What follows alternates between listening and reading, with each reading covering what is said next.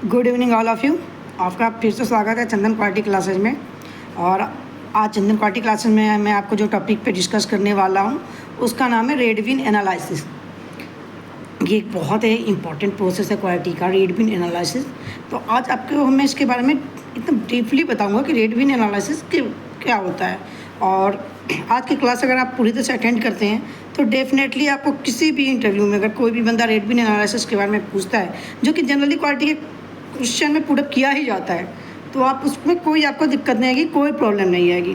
तो आप इस क्लास को मिस नहीं कीजिएगा या स्किप नहीं कीजिएगा। इस क्लास को आप परफेक्टली सुनिएगा और प्रॉपरली सुनिएगा।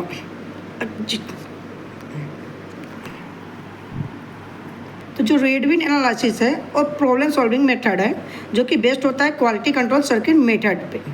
एंड फोकस ऑन प्रॉब्लम, ये फोकस करता है प्रॉब्लम के रिकरेंस, प्रॉब्लम रिकर कहाँ से हो रहा है, अकरेंस कहाँ है प्रॉब्लम का, एंड डिटेक्शन और डिटेक्ट कहाँ पे होगा, and solving the source of generation. और सॉल्व करता है प्रॉब्लम के जहाँ पे वो सोर्स होता है जनरेशन का, जहाँ से वो जनरेट होता है प्रॉब्लम का जो सोर्स होता है, उसको वो सोर्स ऑफ जनरेशन पे फोकस को सॉल्व करता है। तो रेडविन एनालिसिस क्या है, प्रॉब्लम सॉल्विंग मेथोडोलॉजी है जो बेस्ड होता है क्वालिटी कंट्रोल मेथड पे, और जो फोकस करता है प्रॉब्लम के रिकरेंस, प्रॉब्लम का रिकर क्या है, अकरेंस क्या है, उसका डिटेक्शन क्या है, एंड सॉल्विंग करता है, सोल्व करता है प्रॉब्लम के सोर्स ऑफ जनरेशन को, सोर्स ऑफ जो जनरेशन प्रॉब्लम का होता है उसको वो सोल्व आउट करता है। जो रेडविन एनालिसिस है वो 8 स्टेप में कंप्लीट होता है। रेडविन एनालिसिस जो है हमारा 8 स्टेप में कंप्लीट होता है।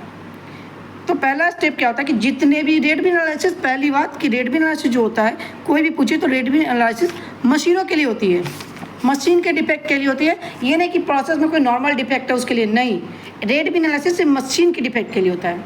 तो जितने भी मशीन्स होते हैं उस पर हम एक रेडविन बॉक्स हैंग करते हैं, और जो भी डिफेक्ट आता है ऑपरेटर क्या करता है, उस रेडविन जो बॉक्स हैंग हुआ होता है उसमें वो उस डिफेक्ट को डाल देता है। उसके बाद एक रेडविन एरिया डिफाइन किया जाता है, रेडविन एरिया, जहाँ पे एक बड़ा सा रेडविन बॉक्स डाला जाता है, और उसका जो की होता है वो क्वालिटी के जो सुपर सीनियर होते हैं उन्हीं के पास होता है, वही उसे ओपन कर सकते हैं। ये जो रेडविन का जो डिफेक्ट आता है उसको तो जो बंदे होते हैं वो डाल सकते हैं, बट वो निकाल नहीं सकते, क्योंकि निकालने की अथॉरिटी सिर्फ क्वालिटी के सुपर सीनियर को होता है।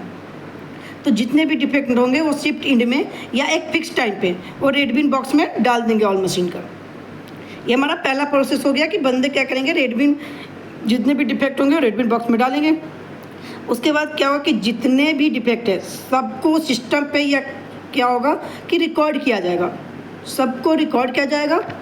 उसके बाद उस जितने भी डिफेक्ट्स होंगे उसको रेडविन बॉक्स में डाला जाएगा। ये दो प्रोसेस के बाद होगा क्या कि एक जो जो CFT टीम होगी, क्रॉस फंक्शनल टीम होगी रेडविन एनालिसिस का, वो एक मीटिंग अरेंज करेंगे रेडविन एरिया में। एक रेडविन एरिया जहाँ पे रेडविन बॉक्स होगा वहाँ पे एक रेडविन एरिया भी डिफाइंड होगी, वो मीटिंग के लिए होगी। तो वहाँ पे CFT टीम एक मीटिंग अरेंज करेंगे। और उसके बाद ये तीसरा पॉइंट हो जाता है मीटिंग अरेंज। चौथा पॉइंट क्या होता है कि सबका अटेंडेंस लिया जाएगा, जो क्वालिटी के सीनियर्स होंगे सबका अटेंडेंस लेंगे कि कौन सा बंदा मीटिंग में प्रेजेंट है, कौन सा बंदा मीटिंग में प्रेजेंट नहीं है, कौन अवेलेबल है, कौन अवेलेबल नहीं है, क्या अटेंडेंस शीट पे साइन होगा। ये हो गया हमारा चौथा पार्ट, ये हमारा हो गया चौथा स्टेप जो साइनिंग होगा अटेंडेंस शीट पे। उसके बाद क्या होगा कि जो CFT टीम होंगे वो आइडेंटिफाई करेंगे डिफेक्ट को कि कौन सा डिफेक्ट रिवर्क होना है, कौन सा रिपेयर होना है, या कौन सा है हमारा जो डिफेक्ट है वो स्क्रैप होना है। ये आइडेंटिफाई करेंगे CFT टीम। उसके बाद जो भी डिफेक्ट होगा, जो भी टॉप 3 डिफेक्ट्स होगा उस पर CFT टीम ब्रेन स्टॉर्मिंग करेगी, अपना ब्रेन स्टॉर्मिंग करेगी और 5Y एनालिसिस करके उसका cause and defect analysis find out करेगी। YOI एनालिसिस करके रूट कॉज फाइंड आउट करेगी, और जो रूट कॉज होगा उस पर एक्शन प्लान करेंगे, वो कोई एक्शन लेंगे उसको कंट्रोल करने के लिए और उसको ट्रैक करेंगे। ये होता है हमारा रेडविन एनालिसिस। तो रेडविन एनालिसिस में जो 8 स्टेप होते हैं मैं आपको नॉर्मली बता देता हूँ। पहला होता है कि collect the defect parts kept in red bin defect box. Second, record the defects and kept in the red bin box, जो बहुत बड़ा सा रेडविन होता है रेडविन एरिया में। तीसरा होता है कि arrange meeting with CFT team के साथ मीटिंग अरेंज होता है। चौथा होता है कि साइनिंग ऑन अटेंडेंस शीट पे साइनिंग होता है, सिग्नेचर होता है।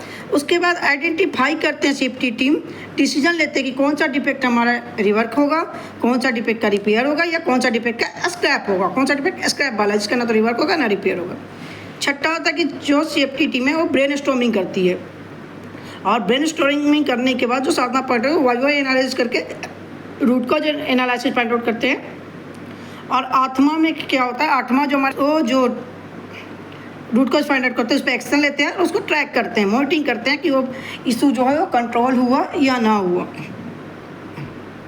मैं भी आपको अभी बता रहा हूँ कि दो टाइप का डिफेक्ट होता है, एक होता है कॉमन कॉज प्रॉब्लम, एक होता है स्पेशल कॉज प्रॉब्लम। तो जो स्पेशल कॉज जो प्रॉब्लम होता है उसको तो हम एलिमिनेट कर सकते हैं, लेकिन जो कॉमन कॉज प्रॉब्लम होता है उसको हम एलिमिनेट नहीं करते हैं, उसे हम रिड्यूस कर सकते हैं। तो ये याद रखिएगा, कभी भी इंटरव्यू में आपसे अगर पूछा जाएगा कि क्या जो प्रोसेस का प्रॉब्लम होता है, जो कॉमन कॉज प्रॉब्लम होता है, क्या उसको हम एलिमिनेट कर सकते हैं, तो नहीं, उसे हम कभी एलिमिनेट कर ही नहीं सकते हैं, उसे हम बस रिड्यूस कर सकते हैं। एलिमिनेट सिर्फ होता है special cause of problem. Thanks दोस्त, अगर आपको मेरी वीडियो पसंद आए तो कृपया लाइक करें और सब्सक्राइब करें, ताकि मैं आपके लिए क्वालिटी की और अच्छे से अच्छे इंपॉर्टेंट वीडियो बना के लाऊं, जिससे आपको इंटरव्यू में काफ़ी फ़ायदा हो और आपको इंटरव्यू क्लियर करने में हेल्प मिल सके।